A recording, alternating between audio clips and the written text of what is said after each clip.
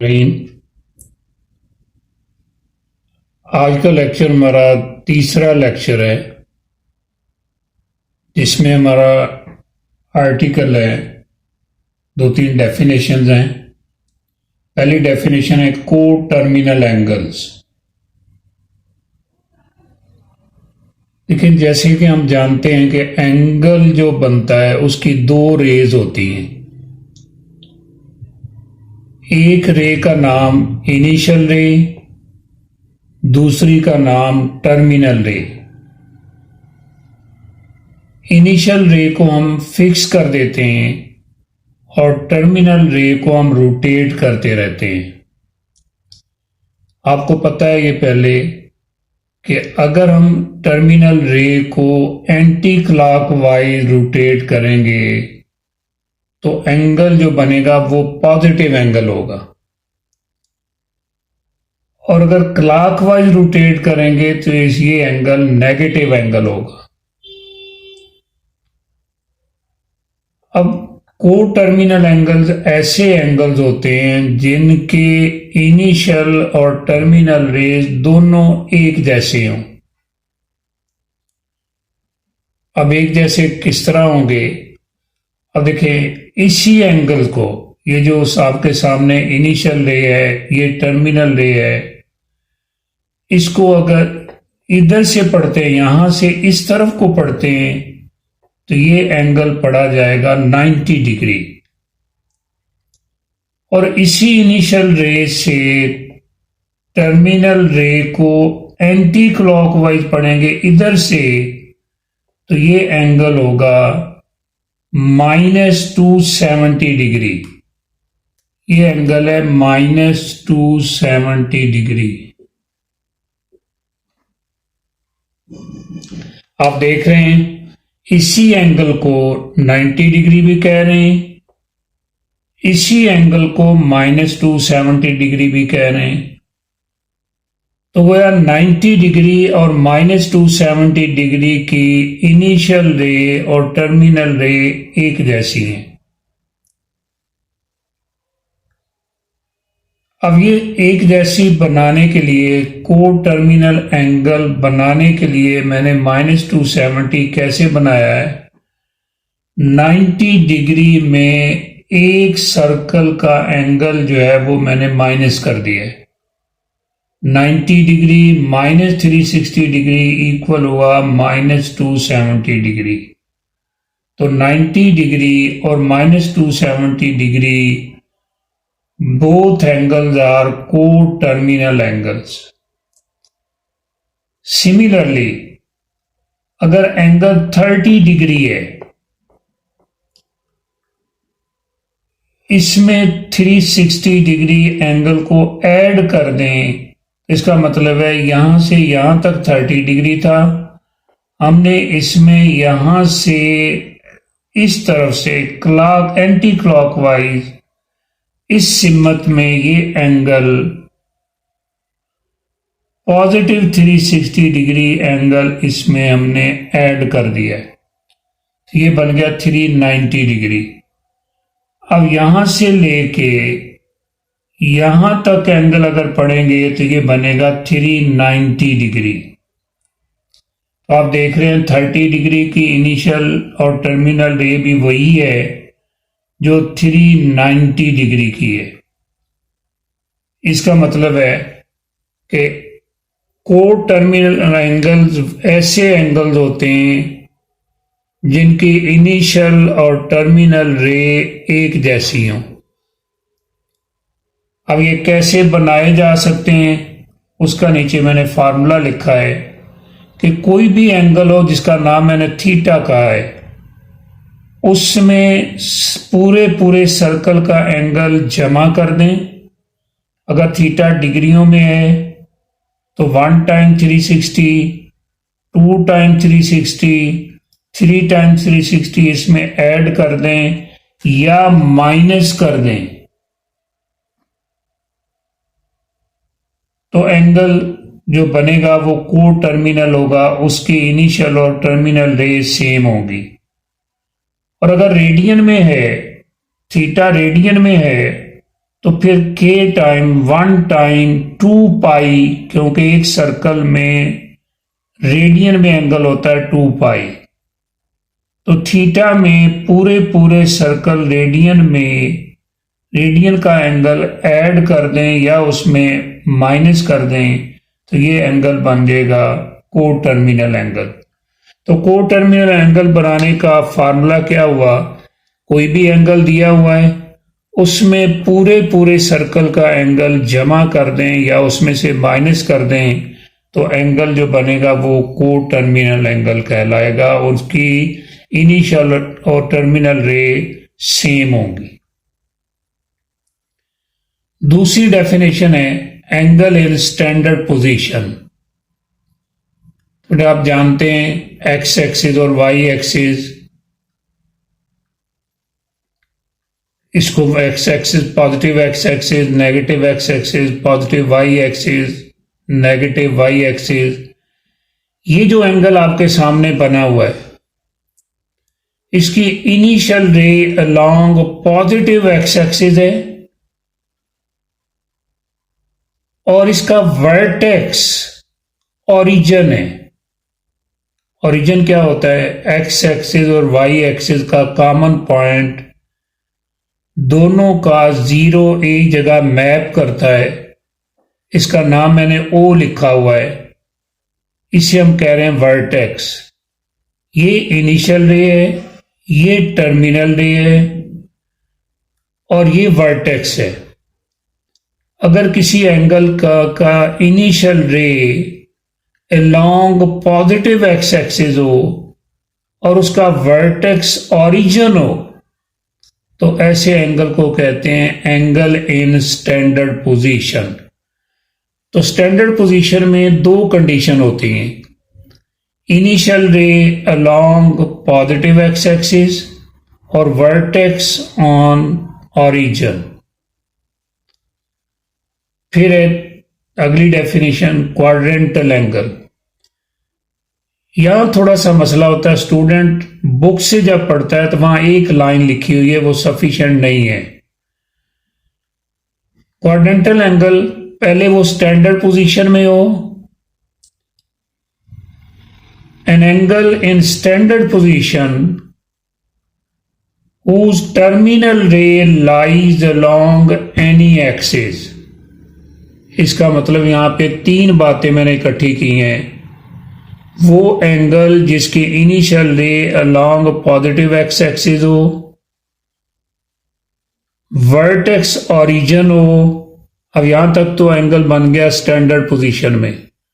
अब टर्मिनल रे को भी मैं फिक्स कर रहा हूं, उसको भी उसके ऊपर भी कंडीशन लगा रहा हूं।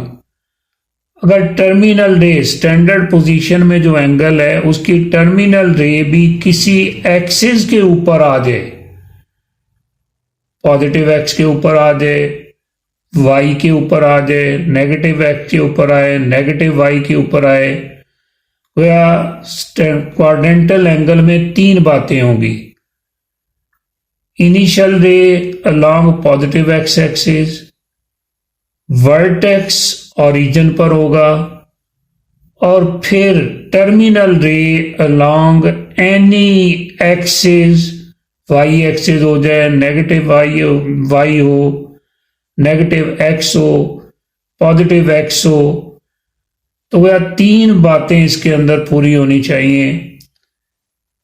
वर्टेक्स ओरिजिन पर, initial ray along positive x axis और terminal ray along any axis.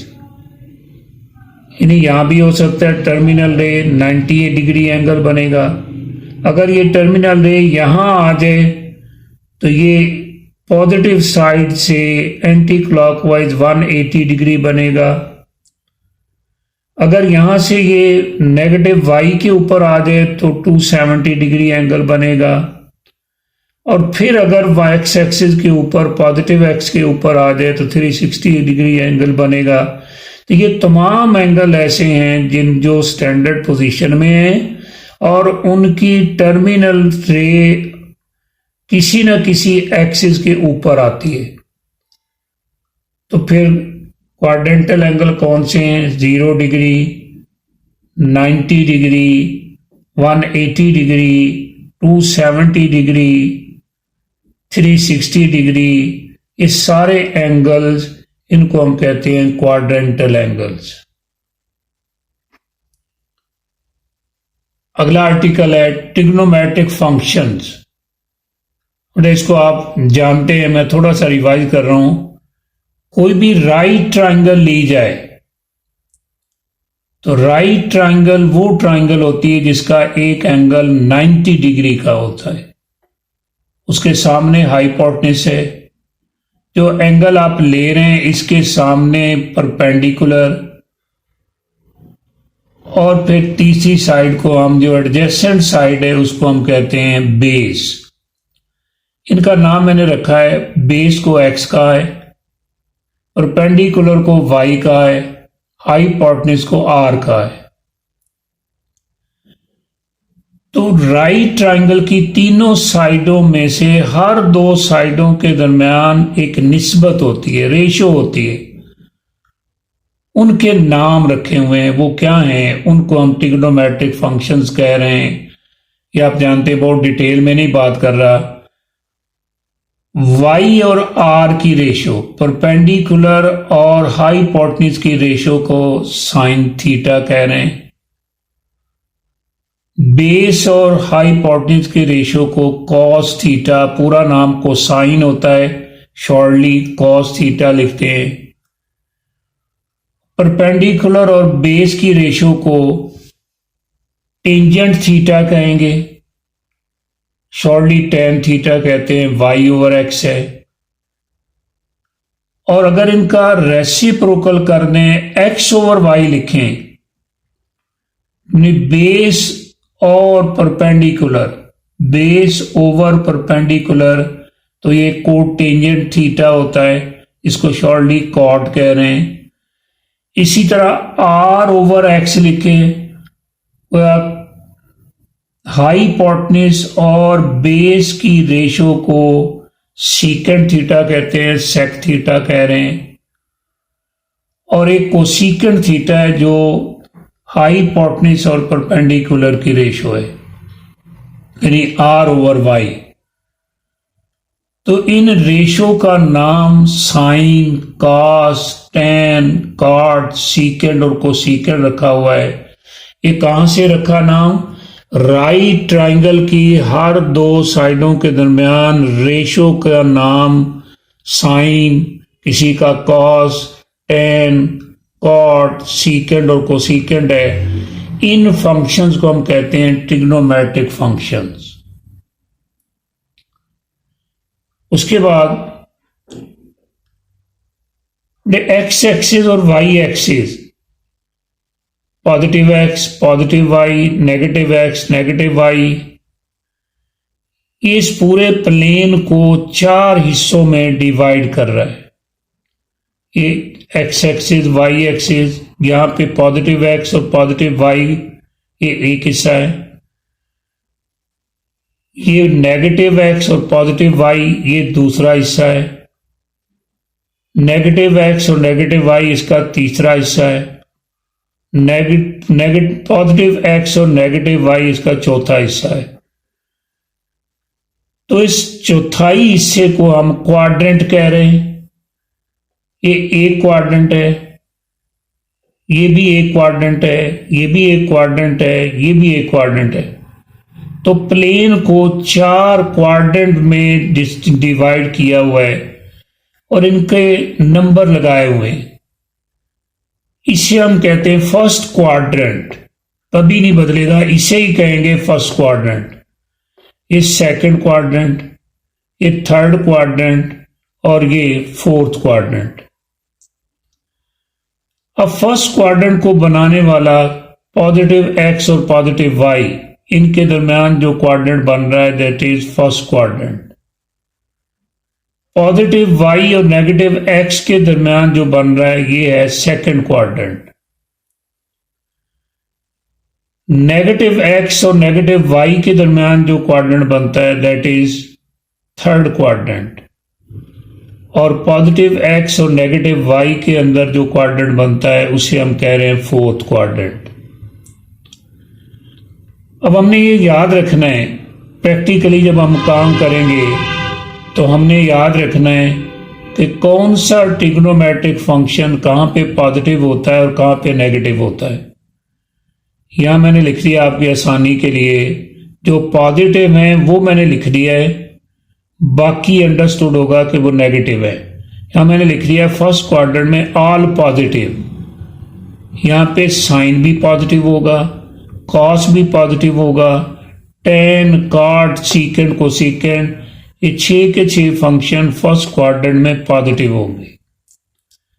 Second में साइन पॉजिटिव होगा, कोसीकेंड पॉजिटिव होगा, यानी साइन का रेसिप्रोकल कोसीकेंड पॉजिटिव होंगे ये दोनों। बाकी चारों टेन, कॉट, सीकेंड और कॉस ये नेगेटिव होंगे। साइन और कोसीकेंड के अलावा बाकी चारों नेगेटिव होंगे। यहां सारे पॉजिटिव होंगे, यहां साइन और कोसीकेंड पॉजिटिव होंगे, बाकी चारों नेगेटिव होंगे। यहां पे टेन और कॉट पॉजिटिव होंगे, बाकी चारों नेगेटिव होंगे। इसमें सीकेंड और उसका रेसिप्रोकल, इसमें कॉस और सीकेंड पॉजिटिव होंगे। चौथे क्वाड्रेंट में कॉस पॉजिटिव होगा,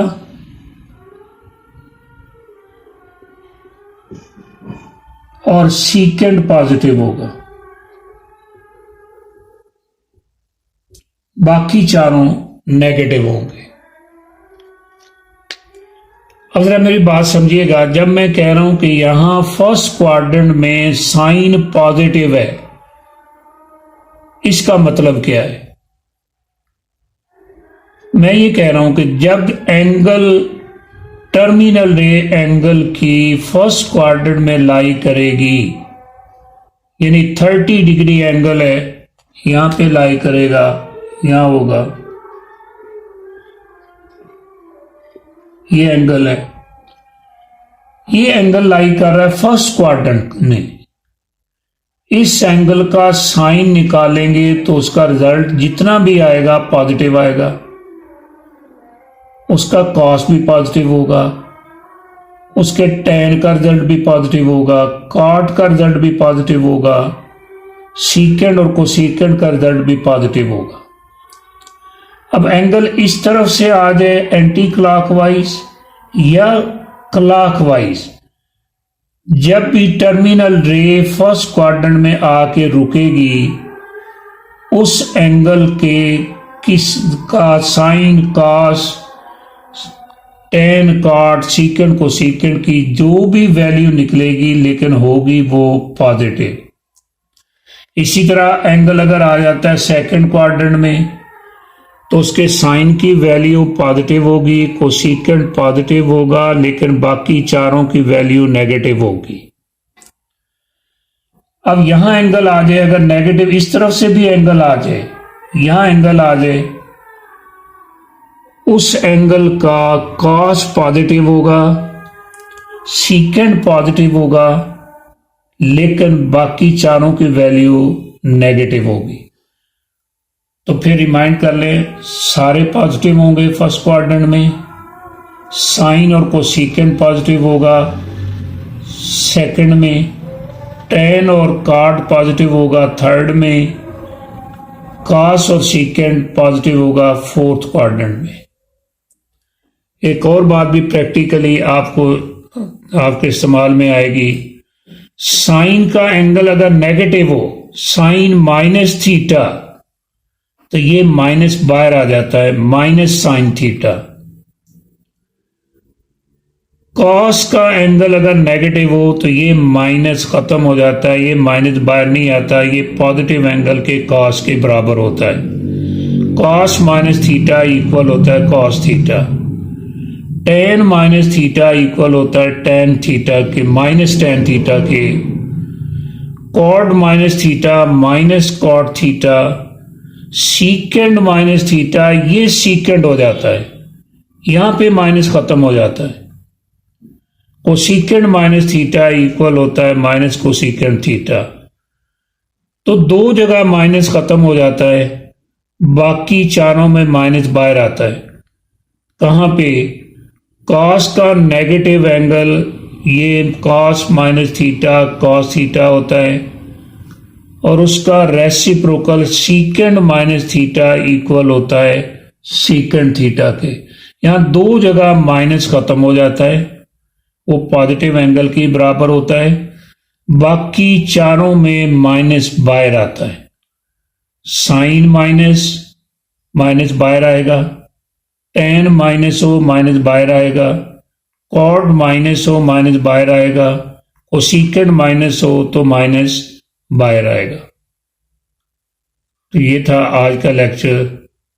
अगले लेक्चर के लिए इंशाल्लाह इनको इस्तेमाल करेंगे और अगली एक्सरसाइज इंशाल्लाह सॉल्व करेंगे। Thank you.